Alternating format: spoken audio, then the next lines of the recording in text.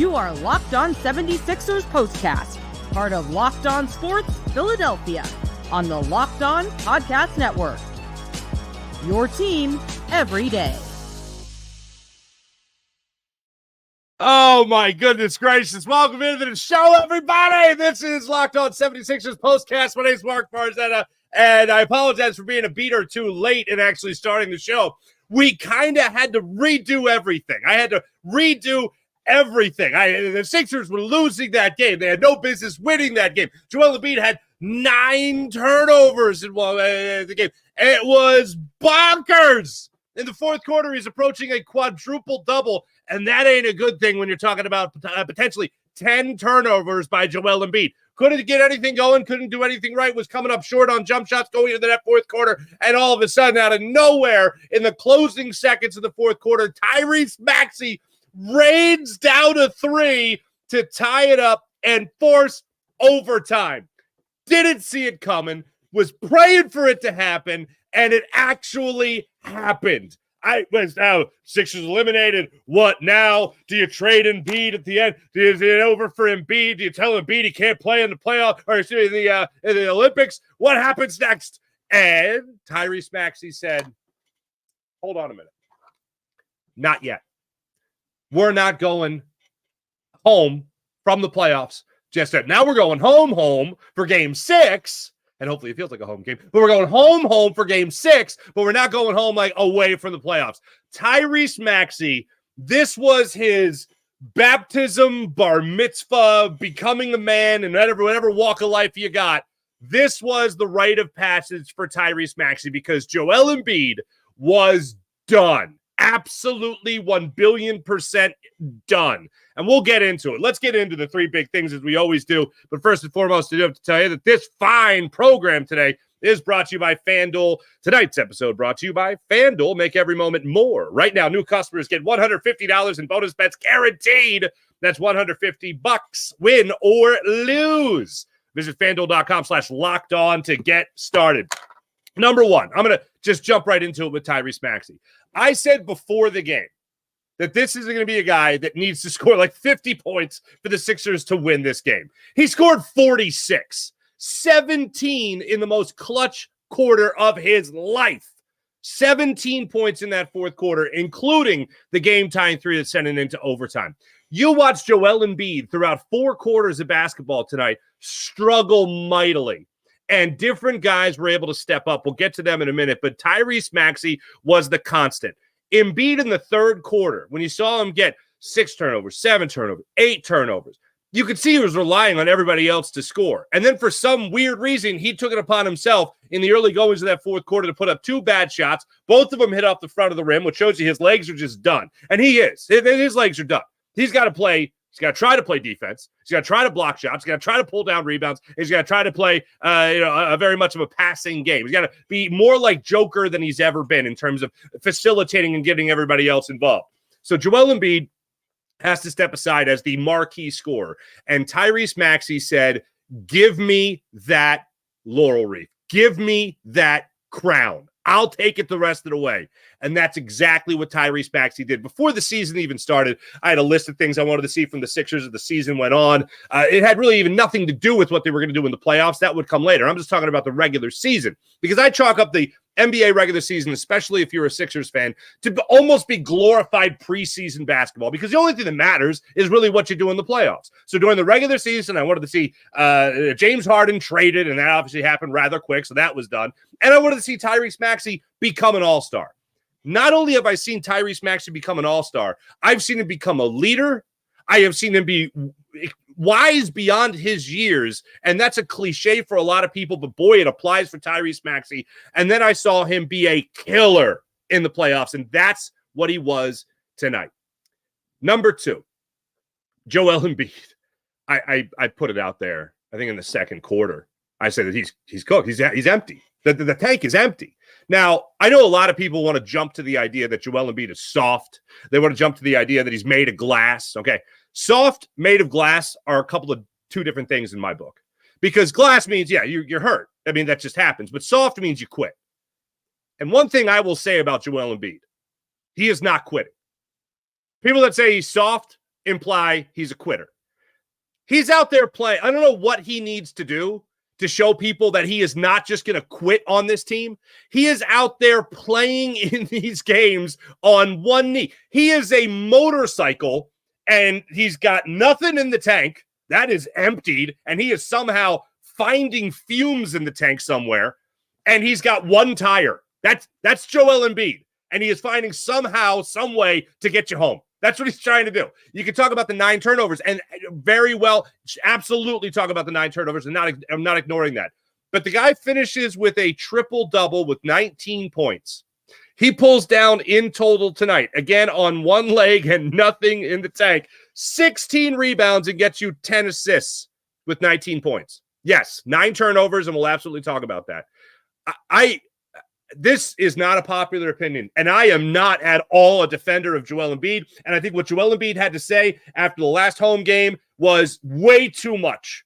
To talk about the fans? Really? After you score 1 point in the fourth quarter? Are you kidding me, Joel Embiid? And you want to talk about the fan base? I don't have a problem with saying it's annoying, you hated it. That's fine, and he said all that. But to say, Philadelphia is supposed to be it's supposed to be a sports city. That's like, okay, you don't stop. That's where you're going over the line. TYRESE Maxey said great things about it, and said what he could. Say, hey, we gotta give the Sixers fans reason to cheer. Nick Nurse said the same thing. We gotta give them something to cheer about. It's not really. Don't put too much stock into it. So I've been plenty critical of Joel Embiid, and throughout the entire game, I was saying he's got nothing left in the tank. Everybody else has to step up. In the third quarter, I noticed that Joel Embiid was passing up opportunities to try to score the basketball because there was multiple times in the entire first half where you saw him go hard to the basket, trying to get contact, get a call, and he wasn't getting the call. Then in opportunities where he could actually be open to knock down a shot, he was short. Again, clanked off the front of the rim, time and time again.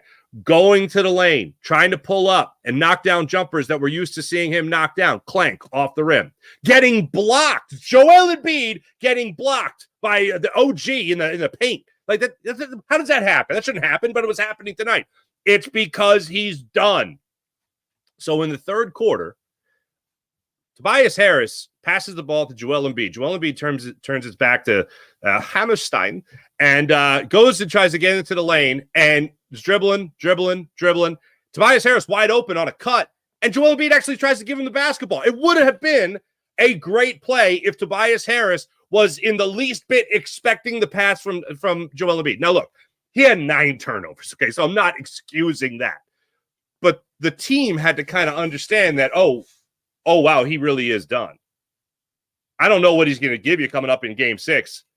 The only thing I'm expecting from him, give me defense, get me rebounds. And if you could be a facilitator and you could concentrate on more of the 10 assists and 16 rebounds like you got tonight, especially 5 on the offensive glass, you do that, and the Sixers get what they got from TYRESE Maxey and this bench that we'll get to in a second.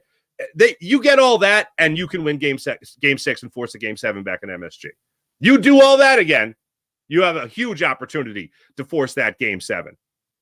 And actually redeem the Wells Fargo Center a little bit, where maybe we don't feel like it, Philadelphia. It's now, Madison Square Garden South, like it was for Game 4, and a lot of Game 3 as well. But Joel Embiid, I know some people don't want to hear this, but it's not even a hot take. It's a wildly fair assessment to say that he gutted out 4 quarters and overtime to try to help this team win. Were there stupid passes? Absolutely. Oh, Nico Batum. Oh, my goodness gracious. Oh, my.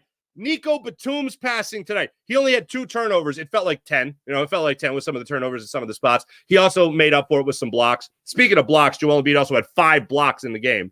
So for a guy that doesn't have a lot left in the tank, he's fighting through something. That's for sure. And I know, again, I'll go back to it. People talking about him being soft and all that stuff. The guy's playing through one leg. He's playing on one leg. And Bell's palsy, and he's going out there and putting up a performance like that. Look, it doesn't look as good unless TYRESE Maxey steps up. That's why he's number 1. That's why 46 points from TYRESE Maxey tonight is ultimately what matters in 52 minutes. Joel Embiid, 48 minutes played tonight. Number 3. Maxey, Embiid, and then number 3. I have told you many times, forget that Tobias Harris is even on the team. Just if you get defense and rebounds and maybe a 3 or 2 in the first quarter from Tobias Harris, consider yourself lucky. Hey, you're lucky. But Tobias Harris in the first quarter almost instantaneously comes up with 7 points for you and helps this team get off on the right foot so that when you started off that first quarter, you were starting off with a 26-17 edge in that first quarter. That's a lot because of Tobias Harris. Yes, TYRESE Maxey was helping out as well, but you expected from TYRESE Maxey to get points, 19.7 rebounds, 2 offensive boards from Tobias Harris tonight is huge. You need him stepping in the right direction right now if you're going to win this series. You're talking about a guy that shot 3 of 6 from beyond the arc tonight, and that's a huge night for Tobias Harris. And if you're not going to get the regular points of 35 points from Joel Embiid, then you need guys like Tobias Harris, an honorable mention, Kelly Oubre stepping up in the fashion that they stepped up tonight.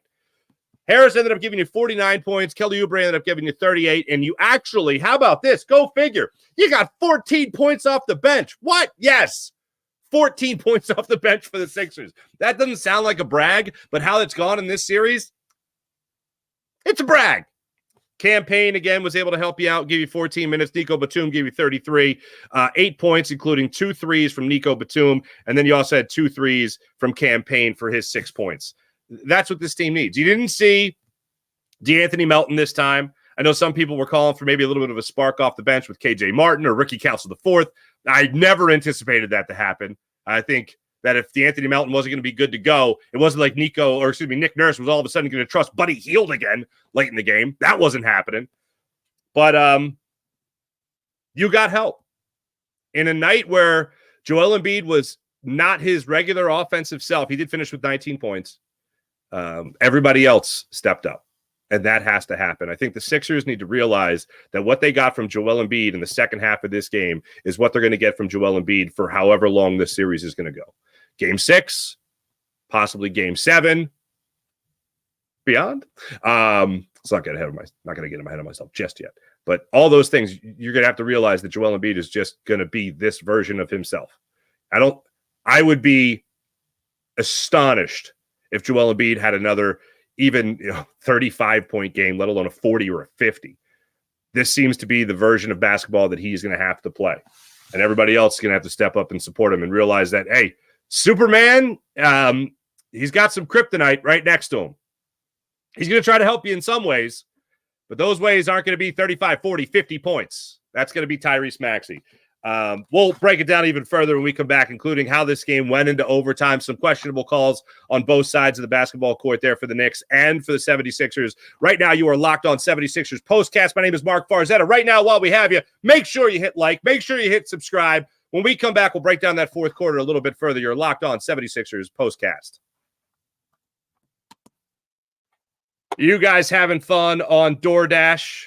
You should be having fun on DoorDash, especially when you use promo code LOCKEDONNBA. Now, you might be using DoorDash already, and if you are, fantastic. You know how it works. But have you thought about using DoorDash for Mother's Day right around the corner? Use Locked On NBA. That's Locked On NBA as a promo code to get 50% off your next order, up to $15 when you spend $15 or more on your next flower arrangement for mom.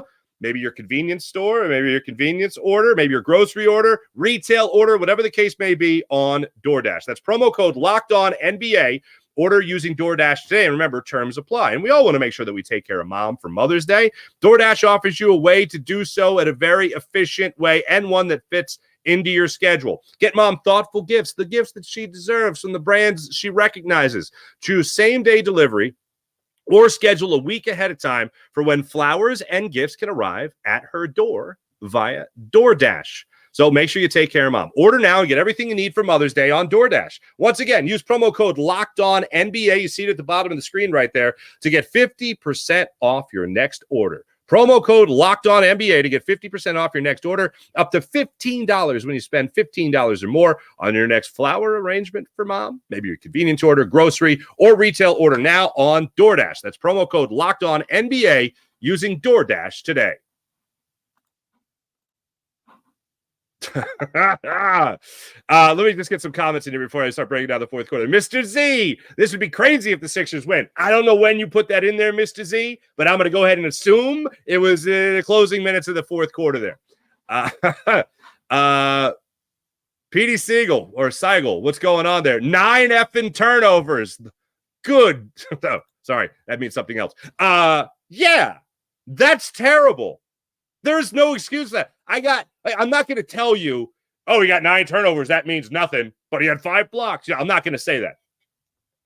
Because here's the deal. Here's the alternative. So let me just focus on this for a second. With Joel Embiid, here's something. With Joel Embiid, if he doesn't play in this game, the Sixers lose. It's over. No, you say, oh, 9 turnovers. Yeah, you're right. But 9 turnovers pales in comparison to Paul Reed and Mo Bamba and Nico Batum getting extended minutes. This game, forget about overtime. This game is over at halftime.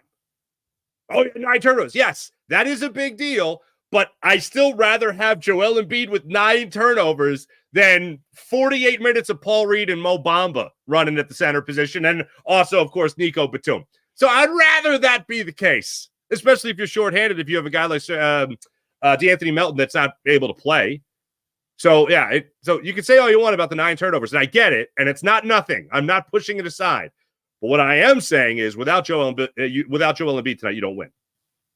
How can I say that with 9 turnovers? I know some people might be saying, well, because he did everything else. That's why. Defense, rebounds, blocks, and 19 points. Is it 35? Is it 40? No, obviously not. But it still helped hugely. And still, him on the court is better than the Bamba and Reed extension and Nico Batum, who has filled in at center. So that for me is scary to think about life without Joel Embiid in general. And I was thinking about that in the fourth quarter.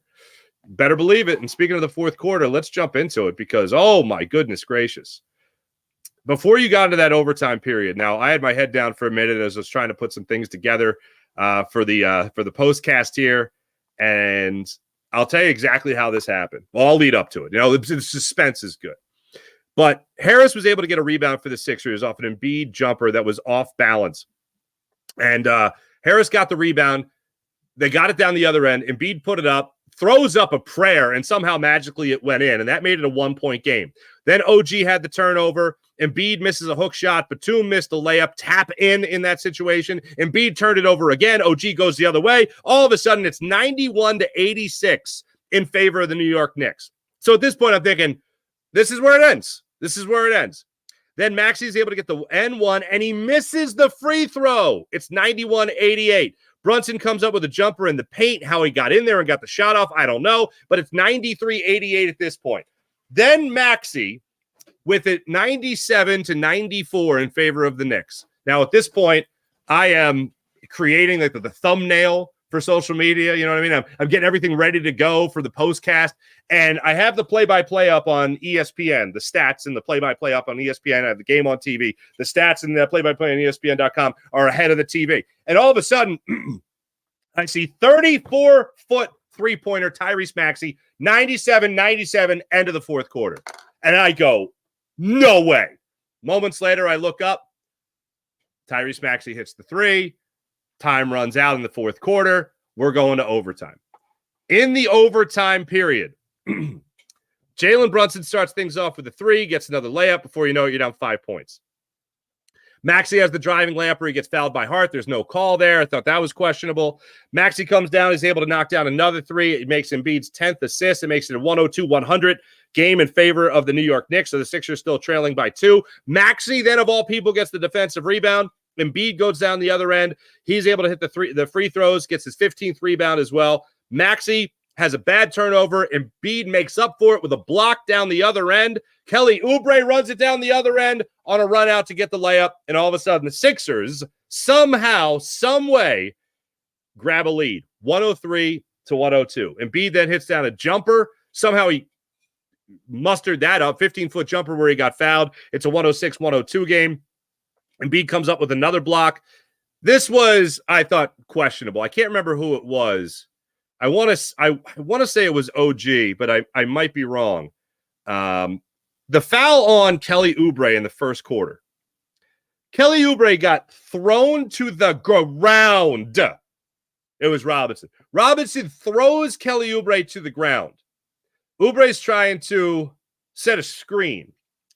He gets thrown to the ground, like extended the arms, okay? Like you would call a penalty in football. It would be a penalty in football, but apparently it's not a flagrant in basketball with all the crazy rules of the flagrant foul nowadays. So he gets thrown to the ground. Kelly Oubre is looking at him like laughing. They review it. It's fine.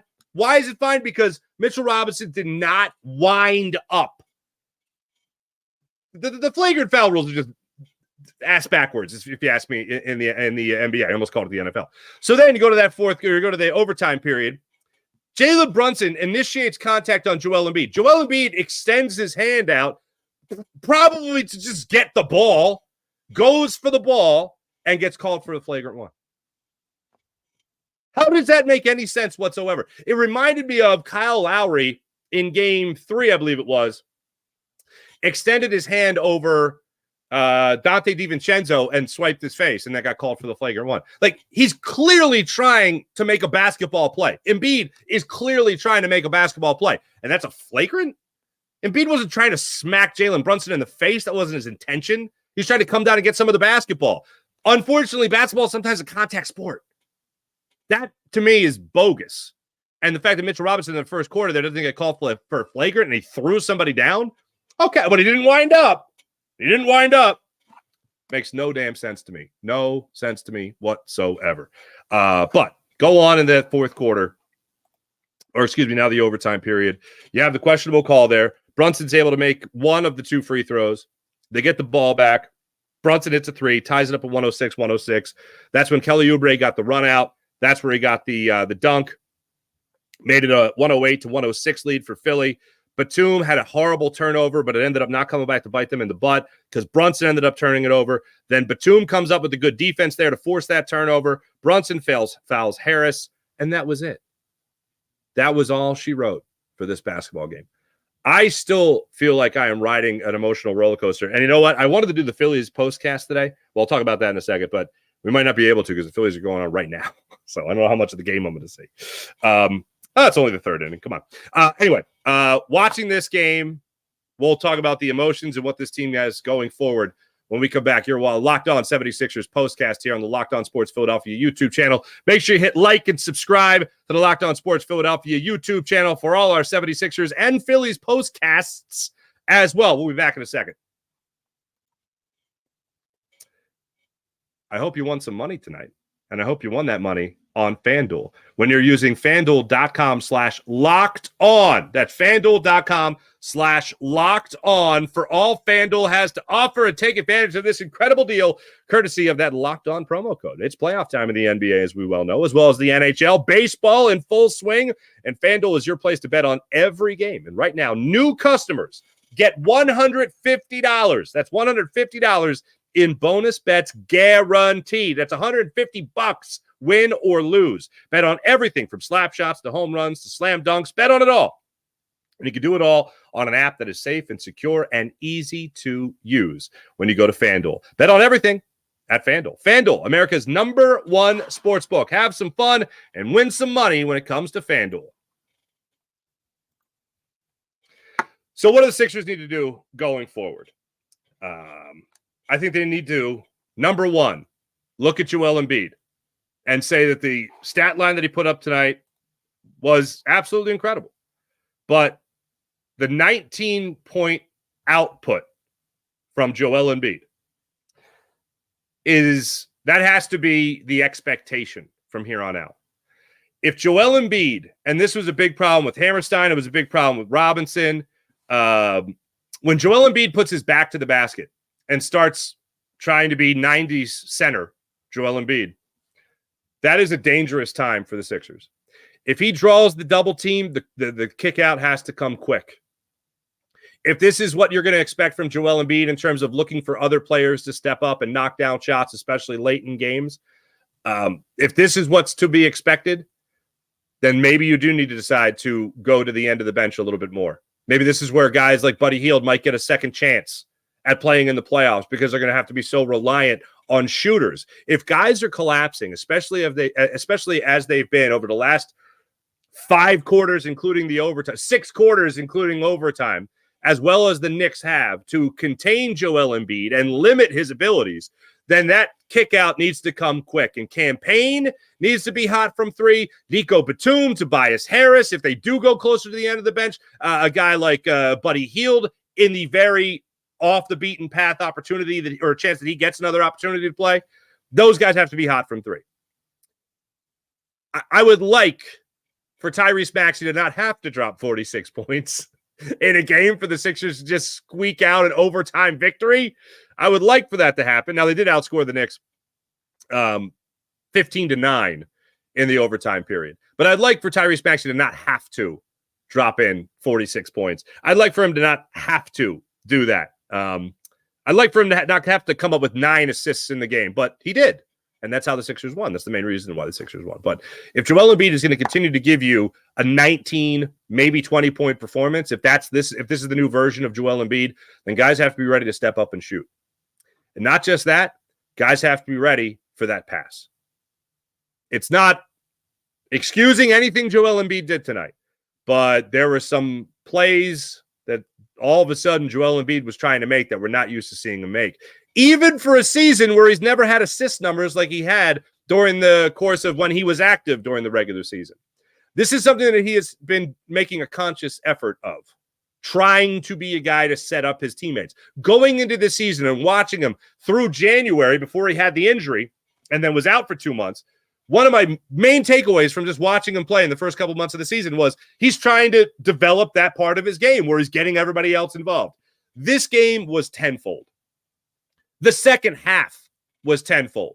And that's something that Kelly Oubre, TYRESE Maxey, Tobias Harris, that's something that those guys were just not ready for. They're at this point, I think, understanding and ready for Joel Embiid to set them up, but just not at the frequency, especially if he's only got one guy on him. If they see somebody collapse and that's where they're trying to trap him, that's where they're trying to double team him, well, then sure, they're going to try to help him out, unlike his last turnover of the game, unfortunately, there. Where he was alone on one side of the court and nobody came to the ball and he had to heave it across the court and ended up being his 9th turnover. But through the next 4 quarters, the 76ers are going to have to be expecting Joel Embiid to want to give the basketball up. Now, it was funny. At the end of the 3rd quarter, I had tweeted out just before the start of the 4th quarter that Joel Embiid, it's never been more obvious that he's been reliant on other people to score. And then, of course, he shoots his first shot of the 4th quarter off the front of the rim, second shot of the 4th quarter off the front of the rim, forces another issue, forces another bad pass. He's got 2 turnovers just like that in the first 3 minutes of the 4th quarter. And I'm like, oh, thanks. Glad I tweeted that out. Wonderful. But this has to be the brand of basketball to expect from Joel Embiid, however long this series is going to go. If the Sixers are going to force a Game 7, then what the 76ers have to do is limit Joel Embiid to this brand of basketball that you saw tonight, minus the turnovers. And I think you can easily eliminate 3 of those turnovers, so still 6 is a lot. But you can easily eliminate at least 3 of those turnovers if guys are ready for him to make a play to them.